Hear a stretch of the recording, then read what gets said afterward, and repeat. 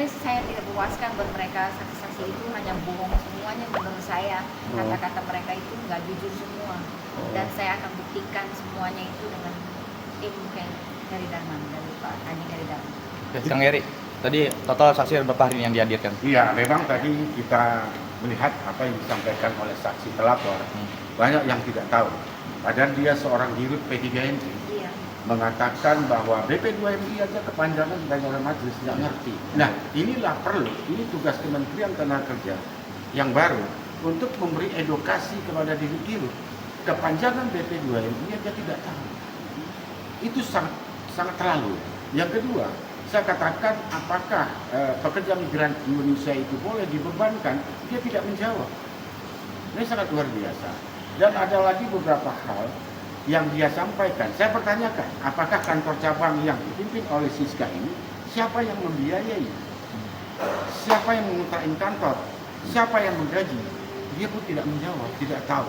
Ini sangat luar biasa. Ini juga harus menjadi perhatian Kementerian PPMI sekarang oleh Pak Kardi untuk mengedukasi semua dirut P3MI. Padahal kita melihat bahwa pasal 85 bahwa mengalihkan atau memindah tangankan SIP 2MI itu tidak dibenarkan. Itu bisa dihukum penjara 5 tahun dirut ataupun denda 5 miliar. Nah, ini apalagi kita contohkan saudara Siska ini. Dia bekerja sama, itu artinya mengalihkan SIP 2MI. Ini sangat luar biasa.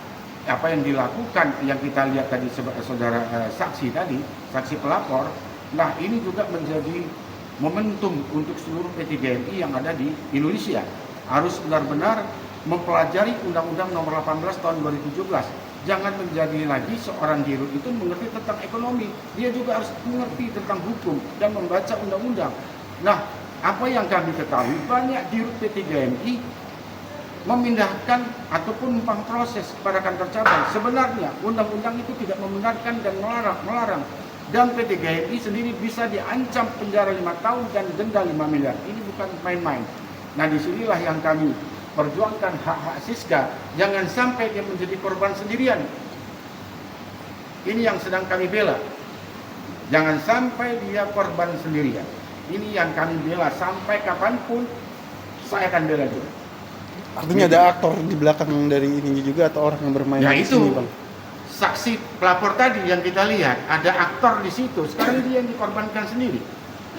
ID dia tidak merasa membuat, tapi kita lihat CPNI yang melaporkan ke BP2MI itu semua ada ID, semua ada PP, dan dia tidak mengakui. Ini kebohongan. Saya sudah mengatakan bahwa saudara sudah disumpah di depan pengadilan memberi keterangan palsu, pasal 242 ayat 2, Anda akan diancam 7 tahun penjara. Jangan coba-coba memberi keterangan palsu di depan pengadilan. Ini sudah saya ingatkan. Semua saksi pertama, saksi kedua, saya sudah ingatkan. Yang menarik adalah saya mengatakan dengan saksi yang ketiga dari Kementerian Tenaga Kerja, jika terbukti ataupun tidak terbukti, SIP yang sudah dicabut tidak bisa dipulihkan atau dihidupkan kembali. Nah, inilah yang kita angkat topi kepada kementerian. Kalau sudah dicabut, walaupun nanti menang ataupun kalah Siska, SIP tetap tidak boleh dihidupkan kembali. Tetap harus dicabut. Nah, disinilah yang kami perjuangkan. Itu pertama. Apakah ada saya melakukan mediasi terhadap Siska ini untuk menyelesaikan persoalan yang sudah kita lakukan? Pada tanggal 2 September tahun 2024, saya membuat surat kepada Kasubdit Renata. Bagaimana untuk memediasikan mereka berdua? Bagaimana untuk menyelesaikan utang yang diduga sampai 687 sekian untuk dikembalikan oleh Siska? Ternyata kami tidak ditanggapi dengan si pelapor. Nah, inilah yang kami lakukan. Pada akhirnya kita jumpa di persidangan untuk pembuktian siapa yang benar, siapa yang jujur, siapa yang terbuka. Itu yang saya sampaikan. Bang, terakhir Bang, untuk langkah ke depan mungkin seperti apa Bang? Untuk ya, untuk langkah ke depan pasti kita ingin membuktikan, mencari pembuktian bahwa dia bukan melakukan sendiri.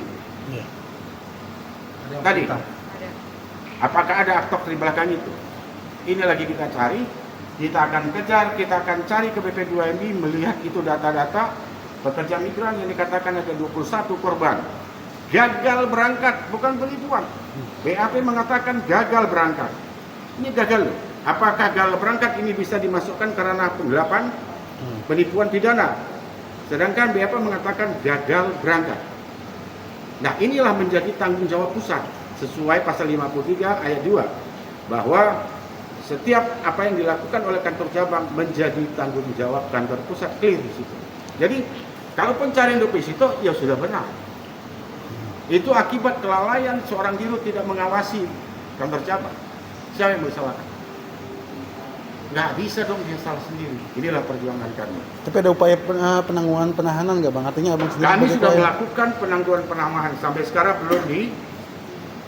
belum ditanggapi. Kami sudah melakukan eksepsi. Eksepsi kami ditolak. Upaya hukum sudah kami lakukan. Sip. Oke. Terus besok apa bang? Agendanya bang? Ini ada tambahan. Besok untuk depan agendanya apa? Nanti akan di Agendanya besok pemeriksaan saksi. pemeriksaan saksi-saksi ya. dari PPU. Masih saksi. CPU ya. Dari situ. Kalau tadi yang perlu digarisbawahi adalah saksi pelapor tidak memahami peristiwa tindak pidana yang terjadi.